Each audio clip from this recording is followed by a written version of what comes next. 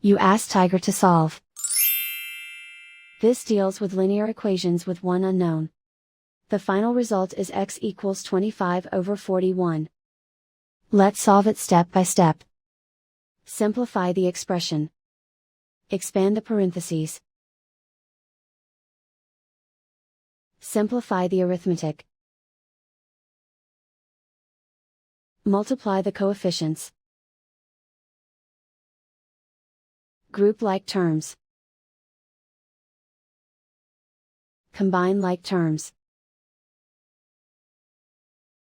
Group all constants on the right side of the equation. Subtract 50 from both sides. Simplify the arithmetic.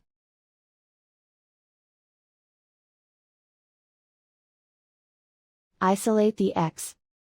Divide both sides by -82. Cancel out the negatives. Simplify the fraction. Cancel out the negatives. Find the greatest common factor of the numerator and denominator. Factor out and cancel the greatest common factor. And so the final result is x equals 25/41.